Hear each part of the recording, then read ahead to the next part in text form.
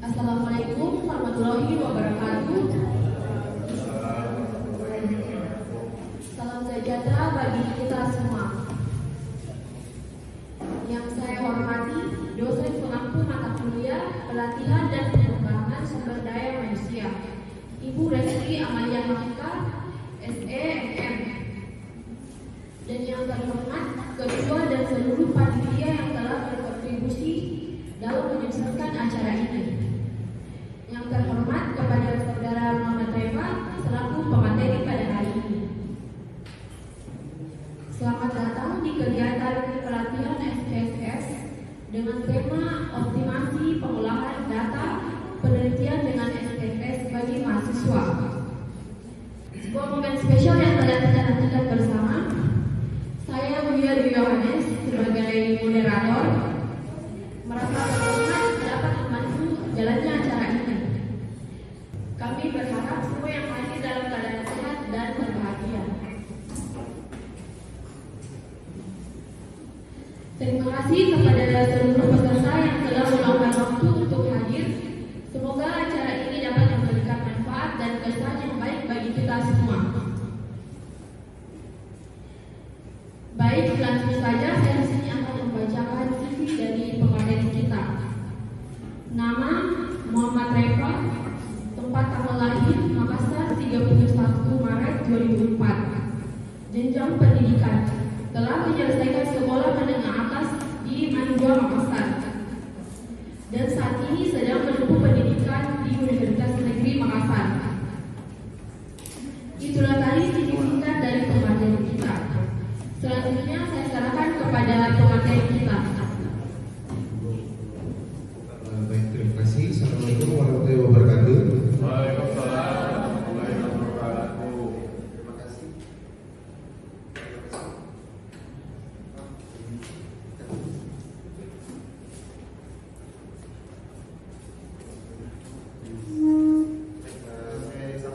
Terima kasih atas kesempatannya sudah bergabung semua peserta dengan tema optimalisasi data penelitian dengan SPSS sebagai mahasiswa. Baik, sedikit pengantar dulu bahwasanya itu SPSS kalau kalian yang belum tahu sebenarnya itu adalah aplikasi. Namun metode yang digunakan adalah metode kuantitatif. Jadi kalau ada teman-teman di sini yang angkatan 2022 yang ingin melakukan penelitian secara kuantitatif, mungkin bisa menjadi konsep yang kalian harus tahu bahwa aplikasi SPSS ini adalah aplikasi kuantitatif. Nah, untuk aplikasi kuantitatif itu untuk SPSS itu sendiri, kalau kita kalau mau dianalisis itu sebenarnya namanya adalah analisis regresi. Ada dua regresi, regresi sederhana dan juga regresi berganda. Nah, untuk hari ini saya mau berikan ilmu tentang bagaimana analisis regresi berganda itu. Sedikit pengantar dulu. Jadi analisis regresi berganda itu adalah analisis yang kita gunakan kalau variabelnya itu lebih dari variabel bebasnya atau variabel independennya itu lebih dari satu. Jadi kalau kalian punya konsep, kalau konsepnya kalian itu kalau regresi sederhana itu cuma X1 dan Y. Sedangkan kalau regresi berganda itu menggunakan itu dua, minimal dua, maksimal boleh lebih, mau kalian 7, mau kalian 5, terserah. Misalnya contoh X1, X2, X3 mempengaruhi Y. Nah, inilah konsep analisis regresi berganda. Analisis regresi berganda sebenarnya boleh dianalisis menggunakan beberapa aplikasi seperti GIS atau SPSS. Nah, mungkin teman-teman sudah pernah dengar apa sih itu aplikasi SPSS? Aplikasi SPSS adalah aplikasi yang mengolah data menggunakan regresi sederhana, analisis regresi sederhana maupun berganda. Nah, seperti yang boleh dilihat bahwasanya analisis regresi berganda itu adalah teknik statistik yang memodelkan hubungan antara variabel independen dan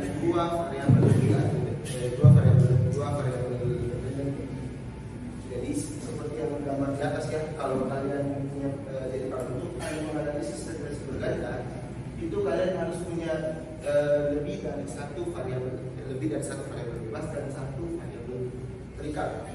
Otomatis kalian pasti paham lah bahwasanya di regresi di variabel terikat itu cuma harus satu, karena itu adalah tujuan kita untuk melihat seberapa pengaruhkah variabel bebas kita. Nah, jadi mungkin teman-teman sudah pernah mendengar regresi sederhana, regresi berganda. Nah, mungkin boleh teman-teman saya mau tanya, sebelum kalian menganalisis kuantitatif, apa yang harus kalian lakukan? Mungkin ada yang mau menjawab sebelum kalian masuk dalam aplikasi SPSS. Ada yang mau menjawab? Ada yang tahu langkah apa yang harus kalian lakukan dalam metode kuantitatif? Boleh ada yang mau menjawab sebelum ini? Kalau ada yang mau menjawab, saya kasih hadiah. Apa tuh ini? Hadiahnya GoPay 50.000. Saya menyiapkan data. Yang lebih spesifik lagi, lumayan ini 50.000 GoPay. Ya, apalagi?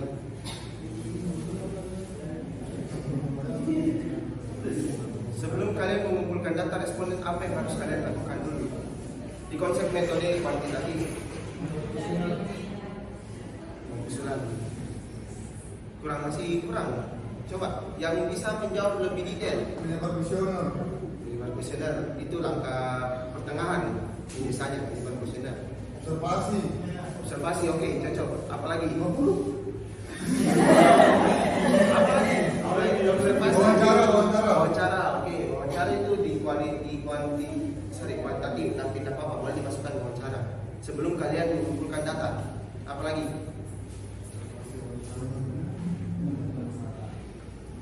Ayo, ada lagi. Kalau misalnya kesempatan cuma 10 detik dari sekarang, 10, 9, 8, 7. Oke. Masalah yang diteliti. Oke, mengumpulkan masalah, fenomena dan fenomena, apa lagi? Menentukan sampel dan populasi. Satu-satu supaya jangan sampai kalau kalian menjawab bertiga, ekspor lagi satu dulu. Yang ini 10, 9, 8, 7, 6, 5, 4, 3, 2, 1. Jelaskan secara detail bagaimana cara kita mengumpulkan, bagaimana kita bisa mendapatkan konsep yang ini, atau kita bisa sebut adalah hipotesis. Oke, coba. Atas kesempatannya,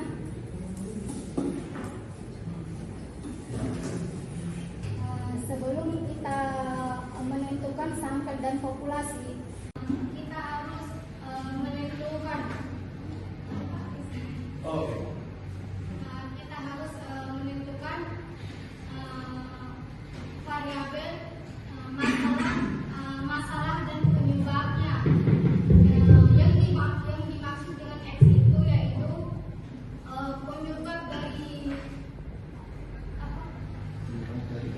penyebab dari masalah yang ingin diteliti. Terus yaitu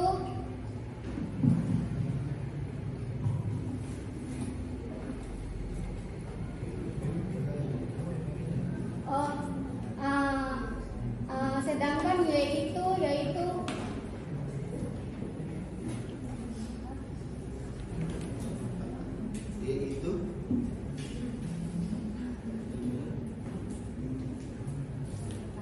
sebenarnya sih gampang, tidak perlu dijelaskan sekali. X itu penyebab, yaitu masalahnya, Kak. Terima kasih. Itu ya. Sebenarnya sedikit lagi, tapi kalau saya jelaskan ya langkah-langkah dalam kita menentukan judul atau masalah, itu kita harus cari tahu dulu apa fenomena dan gap fenomena atau research gapnya. Contoh, saya kasih contoh untuk pemasarannya. Mungkin kalau SDM saya coba cari judul yang lebih relevan dulu. Dan kalau untuk pemasaran kita cari tahu dulu apa fenomenanya. Contoh misalnya fenomena yang terjadi yaitu Starbucks. Dan Starbucks minuman yang paling mahal. Satu kali minum 60.000. Oke.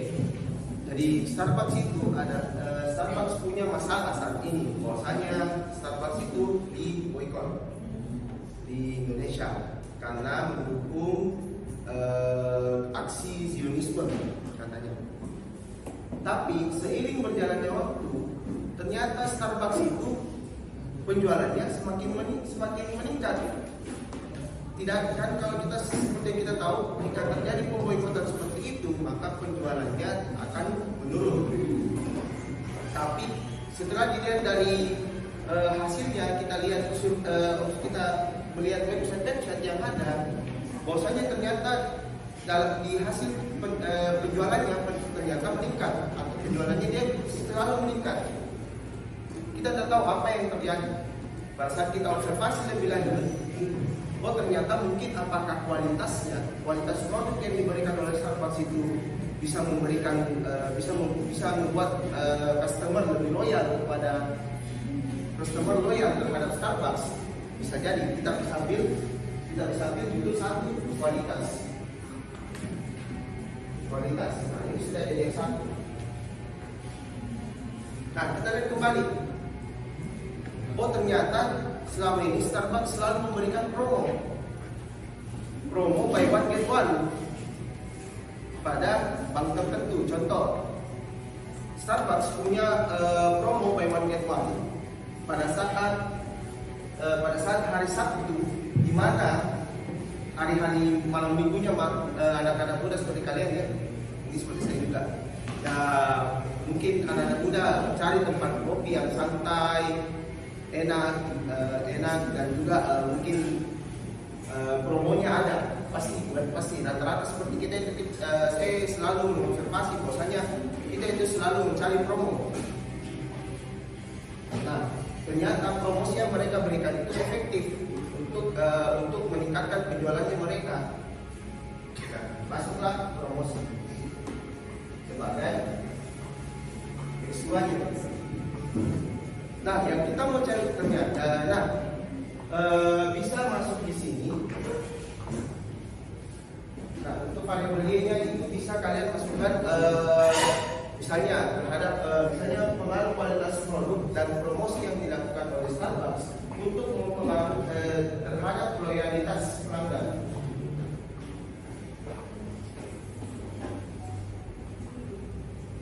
Nah, jadilah judulnya kalian. Kualitas pelanggan. Kenapa bisa jadi kualitas pelanggan? Oh ternyata kalau kualitas produknya semakin bagus dan juga promosi yang diberikan selalu ada, maka pelanggan itu bisa loyal. Pelanggan itu selalu terus-menerus membeli produk kita. Jadilah judul kalian di pemasaran. Bahwasanya kualitas produk, contoh saya begini, pengaruh kualitas produk dan promosi terhadap loyalitas pelanggan. Dalam studi kasus Starbucks, contoh Starbucks CPI Makassar. Jadilah judulnya kalian. Itulah judul analisis regresi berganda. Dan yang mohon maaf ya tadi tidak jadi saya kasih LP karena kurang tepat langkah-langkahnya. Oke. Nah di dalam SPSS itu kita sebelum kita melihat hasilnya atau kita melihat analisis regresi berganda, kita harus lihat dulu apa saja asumsi-asumsi klasik yang harus kita lakukan. Contoh, sebenarnya ada uji normalitas, ada uji heterogenasitas, ada uji multikoloritas, ada beberapa uji asumsi klasik yang sebenarnya kalian harus tahu karena itu akan masuk dalam metode penelitian kalian. Nah, untuk normalitas itu sebenarnya kalian itulah pentingnya ya, meskipun kalian ambil regresi sederhana maupun berganda. Untuk normalitas itu kita cukup melihat uji Kolmogorov-Smirnov-nya. Ada Kolmogorov-Smirnov dan Shapiro-Wilk. Nah, Kolmogorov-Smirnov itu kalau dia di bawah 50, kalau dia respondennya di atas 50, sedangkan Shapiro-Wilk itu di bawah 50 respondennya. Oke. Untuk uji homogenisitas itu yang kita lihat itu apakah ada data yang memiliki kesamaan antara variabel. Kalau ada kesamaan antara variabel itu agak susah untuk kita menentukan hasil dari uji kita, uji asumsi klasik kita. Sampai di sini ada yang mau memberikan keluh kesahnya pada saat mungkin semi research atau lagi sempat buat jurnal. Ada yang mau berikan keluh kesahnya dulu sebelum kita masuk ke analisis model regresi berganda. Ada? Oke, kita lanjut. Nah, ada dalam model regresi berganda itu sebenarnya ada 3 uji yang kita harus tahu. Ada namanya uji F, uji T, dan uji coefficient determinan. Semua itu nanti pada saat kalian uji regression di SPSS, mungkin teman-teman sudah punya SPSS ya. Di dalam uji SPSS itu kalau kalian uji regresi pasti akan muncul hasilnya semua. 3 tabel itu, uji simultan, uji parsial, dan uji determinan. Nah, kalau kita melihat persamaan regresi itu seperti ini. Y sama dengan X1.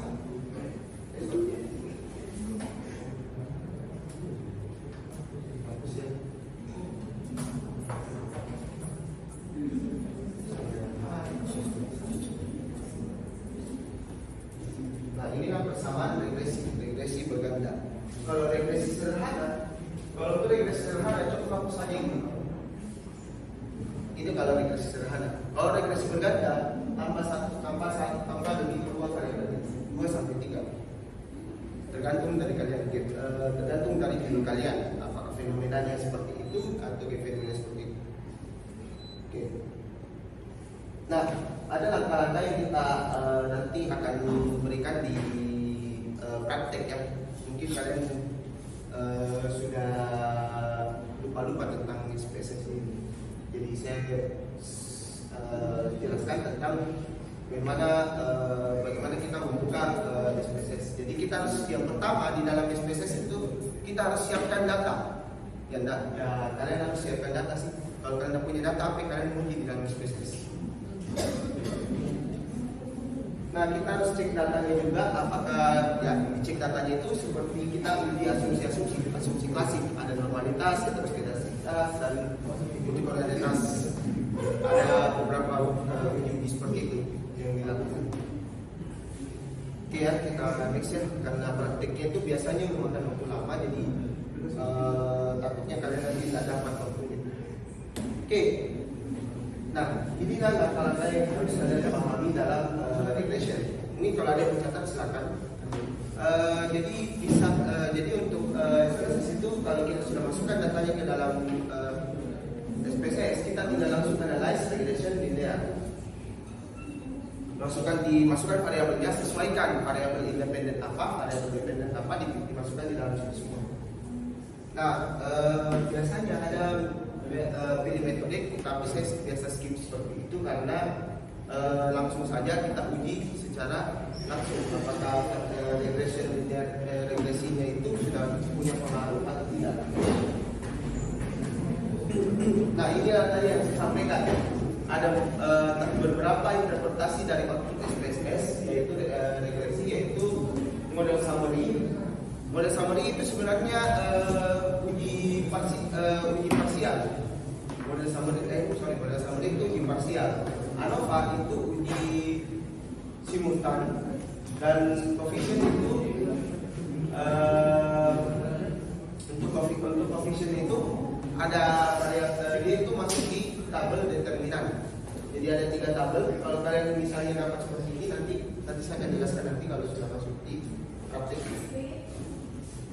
Nah inilah yang saya bilang tadi, uji asumsi. Ada uji normalitas, ada uji homoskedastisitas, ada autokorelasi, dan juga uji modalitas. Nah, di dalam uji normalitas ada biasanya kita lihat ada grafik plotnya, atau kalau bisa kita tinggal lihat saja ada tabel Kolmogorov-Smirnov dan juga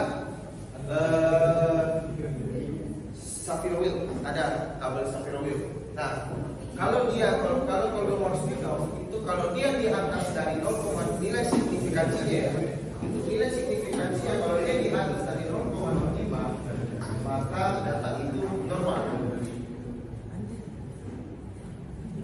Nah, untuk Durbin Watson itu ada uji homoskedastisitas, ada di scatter plot. Kalau kita lihat scatter plot itu biasanya begini tabelnya, begini garis grafiknya. Bulat. Nah, semakin dia mendekati garis ini, maka dia menunjukkan dia tidak memiliki homoskedastisitas. Nah, untuk uji kolonialitas itu sebenarnya ada uji FIF-nya. Nah ini misalnya pastikan FIF-nya itu di angka 10 dan toleransinya di atas dari 0,1. Ada tabelnya nanti kalau kalian mau uji kolonialitas itu ada nanti di tabel regresinya. Ada tulisan FIF di bagian ujung. Nanti dia akan muncul. Kalau kalian tampilkan di regresi nanti ada opsinya. Nah, untuk autokorelasi itu dia Durbin Watson. Di Durbin Watson juga sama.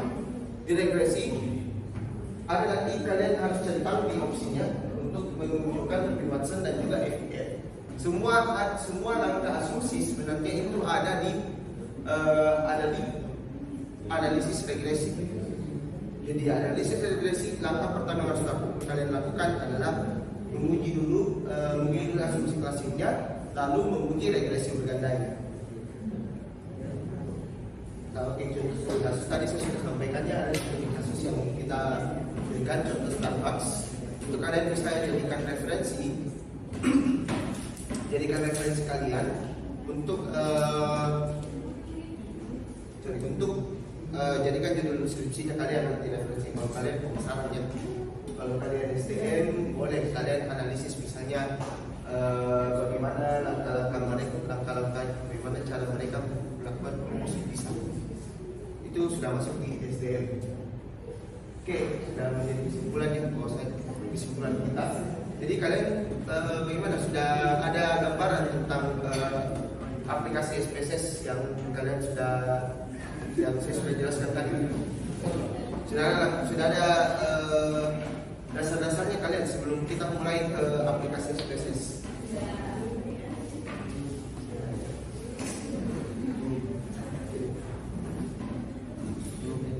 Oke, mungkin teman-teman kita coba praktik ya.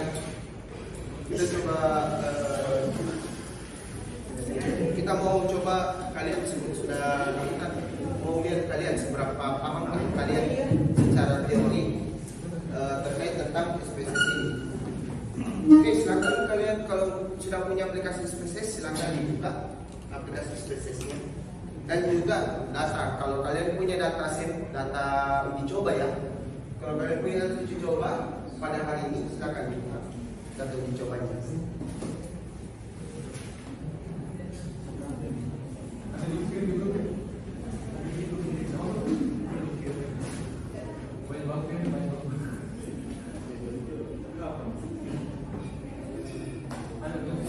Oke, gimana? Sudah dibuka? Karena setelah ini saya mau kasih game seperti tadi lagi, berhadiah lagi. Jadi siap-siap ya. Perhatikan baik-baik langkahnya, karena ini adalah soal kecepatan dan juga mungkin ketepatannya teman-teman dalam melakukan langkah pada aplikasi SPSS. Nah, silakan kalian buka datanya kalian dan juga buka SPSS-nya kalian.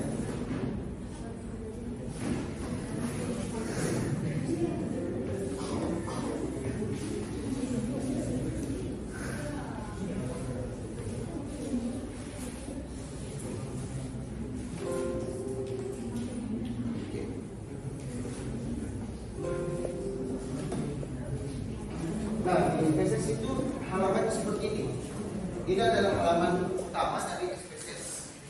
Nah, saya jelaskan dulu bagaimana caranya. Nah, di dalam SPSS itu ada dua. Kalian harus perhatikan sebelum kalian memindahkan data kalian dari Excel dan juga ke SPSS. Ada data view dan variable view. Data view kalian copy, kalian disinilah tempat kalian pindahkan hasil responden kalian yang akan dari skala 1 sampai skala 5 atau kita sebut skala 5. Nah, untuk variable view itu adalah sebenarnya lebih ke bagaimana apa komen kalian yang akan kalian lakukan pada saat di seperti ini. Seperti kalian mau ubah nama variable, nama indikatornya dan sebagainya.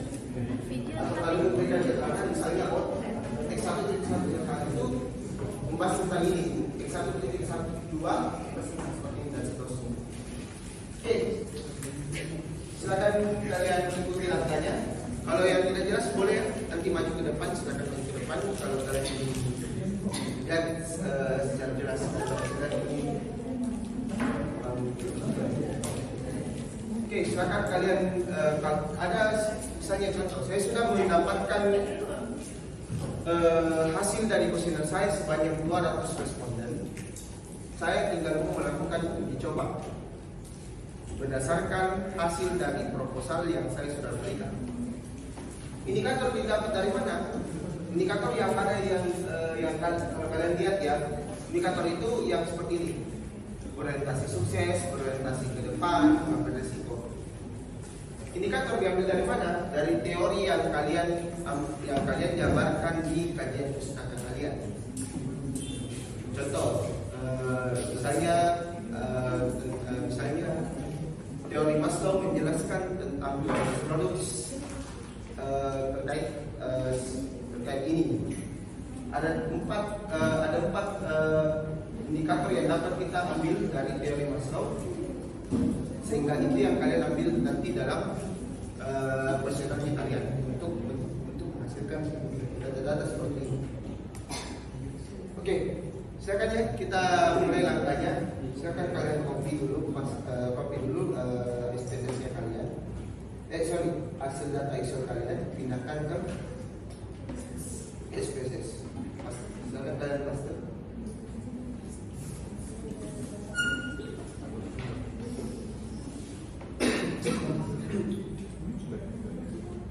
Usahakan di data view dulu ya, semua langkahnya di data view dulu.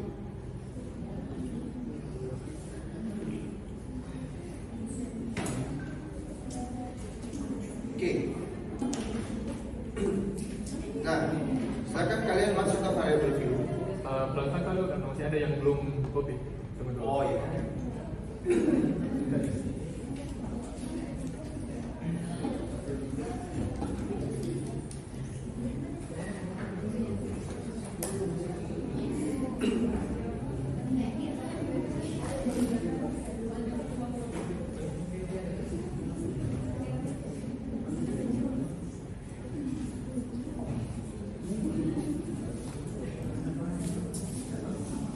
Sudah semuanya?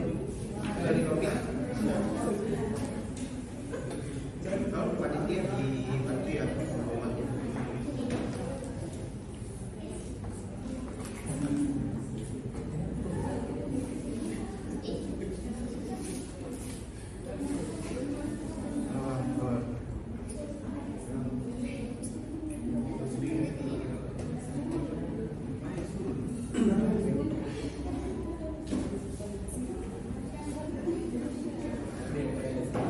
Oke, sudah. Tunggu. Oke.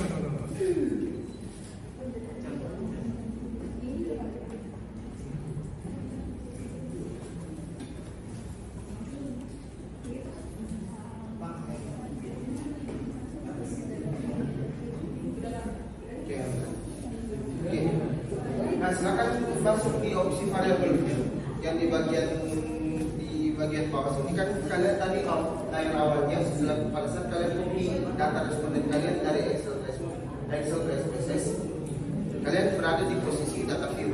Silakan kalian ke variable view. Silakan kalian ke variable view.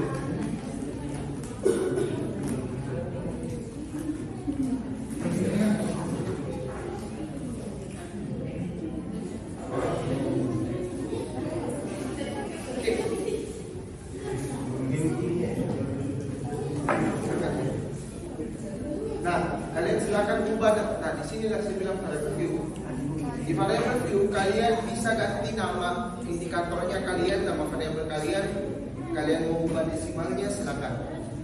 Nah, silakan kalian ubah namanya misalnya satu sesuaikan dengan format yang kalian gunakan di Excel kalian. Tapi kalau kalian misalnya ketik satu persatu, itu pasti akan memakan waktu yang cukup lama. Kasih taktik. Nah, ini kan ada indikatornya kalian yang satu dan seterusnya. Contoh misalnya tidak ada saya seperti itu. Silakan kalian bold semua nama-nama indikatornya kalian. Silakan kalian copy. Lalu kalian klik paste. Tulisan paste ya, jangan lambangnya. Di bagian lambang itu kalau kalian copy seperti itu, paste seperti itu, nanti dia bakal seperti ini. Nah, yang kita inginkan dia itu seperti ini, dia turun ke bawah supaya pada saat kita copy langsung tercopy semua. Nah, caranya kalian tinggal klik yang tulisan paste tadi, masuk ke paste spesial, centang transpose, lalu klik copy. Muncul sampai ke bawah. Kalau kalian transpose nama-nama indikator kalian, silakan kalian copy. Lalu langsung paste semua ke aplikasi SPSS yang kalian. Nah, jadilah nama-nama indikatornya kalian dalam waktu cepat.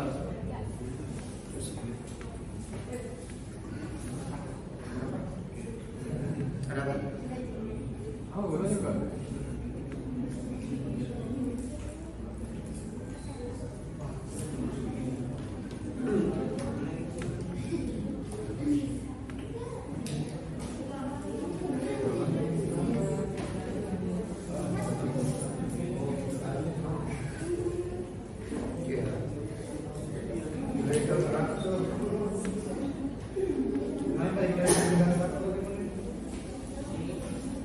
Oke, setelah itu langsung kita uji. Setelah kita pindahkan semua dari Excel ke SPSS, silakan kalian kita masuk ke tahap 50%-nya ini, yaitu menganalisis regresi. Menganalisis regresi cukup gampang. Silakan kalian klik analyze, masuk regression, lalu linear.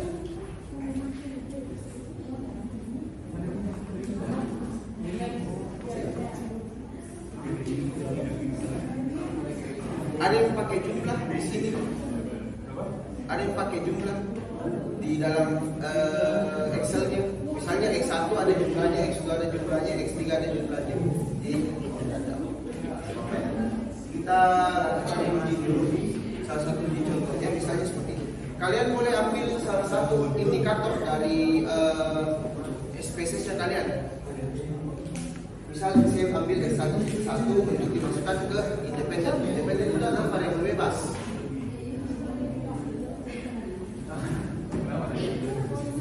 Contoh X2 saya ambil juga di independen, dan juga Y saya ambil di dependen.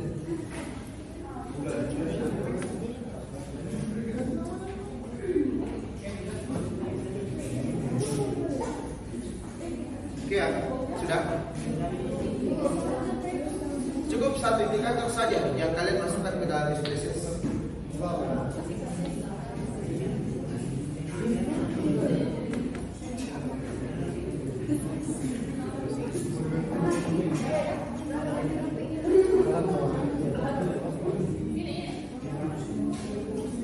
Oke ya, sudah ya.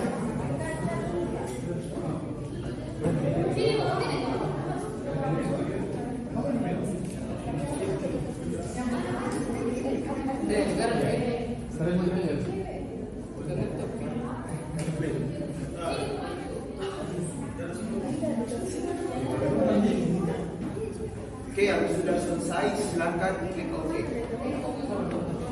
Silakan klik yes, silakan klik OK. Ini dia bakal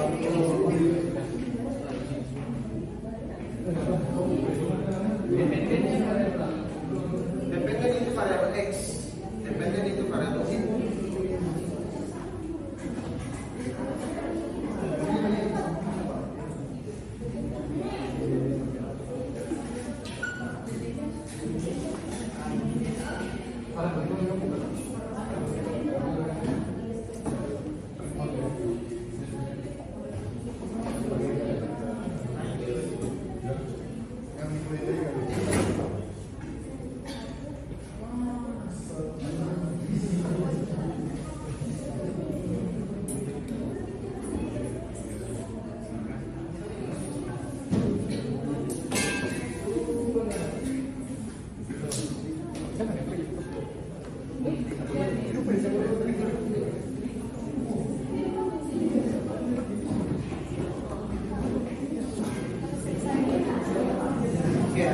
Udah ya?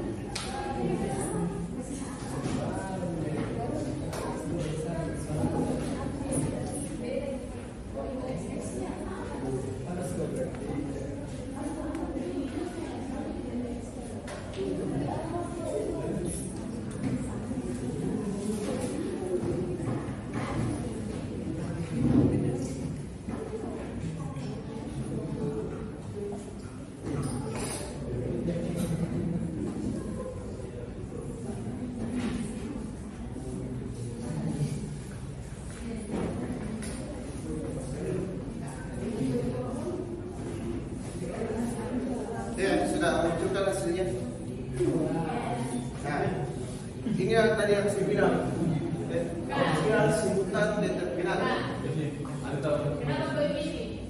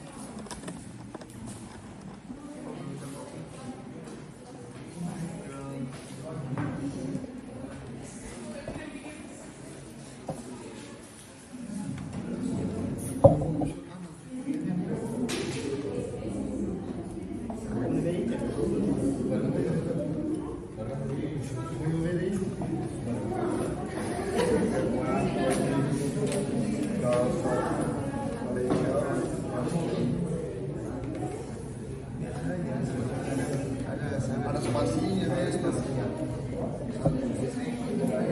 Boleh nggak? Boleh dicek kembali. Kita tahu dibantu. Pas di fase udah terbaca langsung.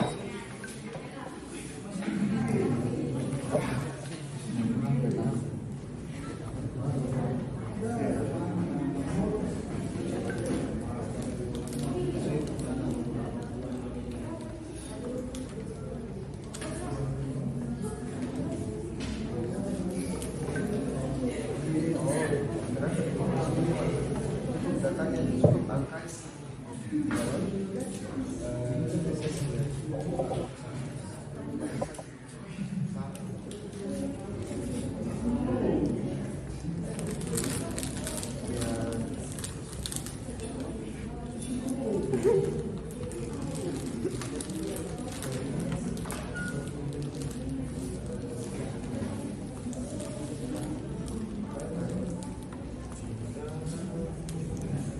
Jadi kok bisa jadi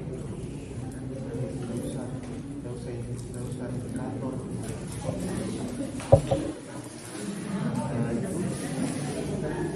Itu kamu sudah tinggal di kompas saja. Siapa juga?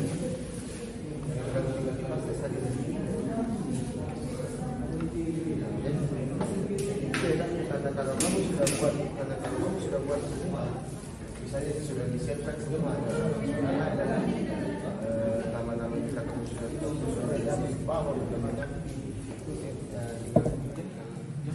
bisa saja. Tadi lagi, oh boleh ada. Kalau mau pilih,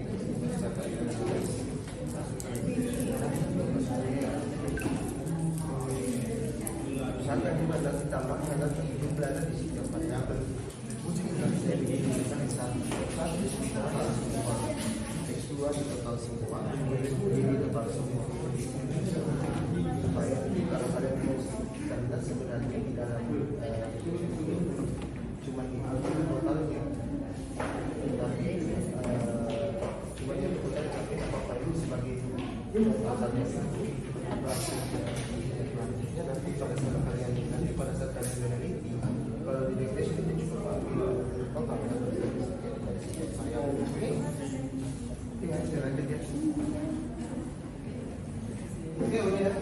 Bagaimana? Sudah sampai semua tadi sudah coba. Ya.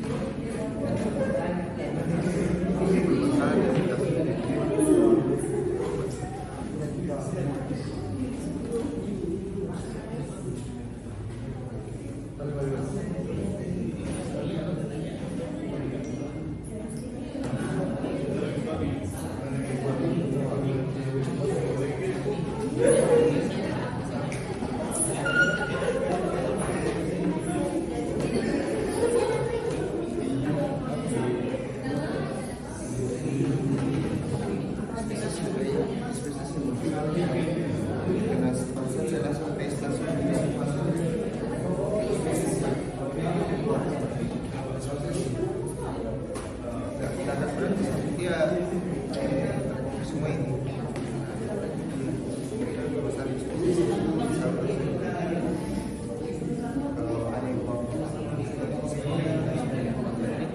oke ya, gimana? Yang bermasalah SPSS-nya boleh ya sambil diskusi di samping temannya yang sudah berhasil menunjukkan hasil datanya. Oke, silakan kita lanjut ya. Sudah masukin waktu berlumur juga. Oke, ada 3 hasil dari regresi yaitu uji parsial, simultan dan determinan. Nah, di dalam uji parsial sebenarnya di dalam uji parsial itu adalah uji satu persatu variabel. Seberapa besarkah pengaruh variabel X terhadap variabel Y? Uji satu persatu parsial. Dan uji parsial cuma bisa muncul pada saat kalian melakukan analisis regresi berganda. Jadi kalau kalian tidak menggunakan analisis regresi berganda, tidak akan muncul parsial. Kalau kalian ujinya sudah bagus saja, kalian pakai analisis regresi mana? Kalau berganda dia bisa akan muncul. Parsial adalah tabel yang ini, koefisien. Nah, untuk melihat hasilnya, interpretasinya, cukup lihat nilai signifikansinya. Kalau nilai signifikansinya di bawah dari 0,05, kalau parsial itu di bawah dari 0,05, itu menunjukkan ada pengaruh. Cukup lihat nilai sheetnya, tabel sheetnya di bagian samping ujung kanan. Kalau dia di bawah dari 0,05, berarti ada pengaruh. Sampai di sini ada yang masih terkenal di bagian spesies.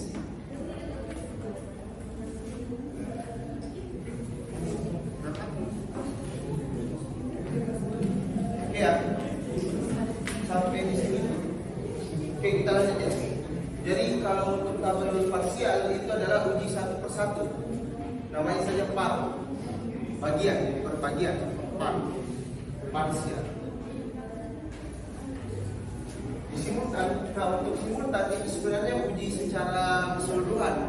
Seberapa besarkah pengaruh X1 dan X2 terhadap Y? Contoh seperti itu. Nah, untuk uji simultan sama dengan uji parsial. Cukup lihat tabel nilai sheetnya.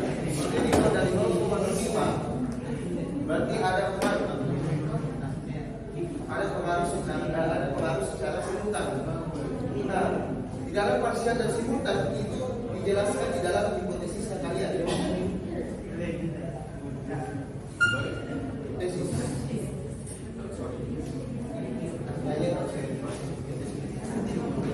Kalau kalian pernah lihat H1, H2, H3, nah hipotesis itu menjelaskan ini. Contoh, H1-nya kalian adalah terdapat pengaruh kualitas produk terhadap pengaruh kualitas produk secara positif dan signifikan terhadap loyalitas pelanggan. Itu yang satu secara parsial. Hipotesis kedua sama, sama dengan yang satu. Terdapat pengaruh terdapat pengaruh promosi secara positif dan signifikan terhadap kualitas peraga secara parsial. Nah, untuk hipotesis ketiga itu baru pakai simultan karena dia secara bersama. Terdapat pengaruh kualitas produk dan promosi secara positif dan signifikan terhadap kualitas produk secara simultan. Jadi kalau misalnya variabel kalian 3, hipotesisnya kalian 3.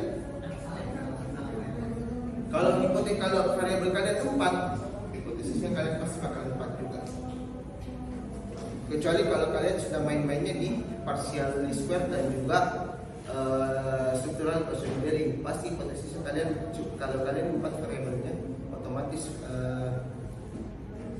hipotesis itu bisa lebih dari 8 kalau kalian pakai struktural engineering. Tapi kalau kalian pakai analisis regresi berganda seperti SPSS, itu pasti hipotesis yang pasti kalau 3 judulnya kan 3 variabelnya kalian, 3 juga hipotesisnya kalian.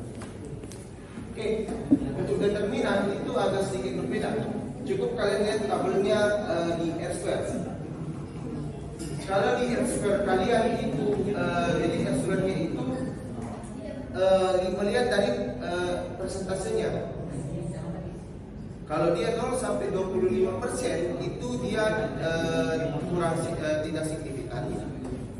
26 sampai 50 itu kurang signifikan. 51 sampai 75 itu cukup signifikan. 76 sampai 100 itu sangat signifikan. Jadi mulai dari presentasinya cukup dari R2-nya. Kalau misalnya R2-nya kalian 0,685 berapa itu? Kalau dipersentkan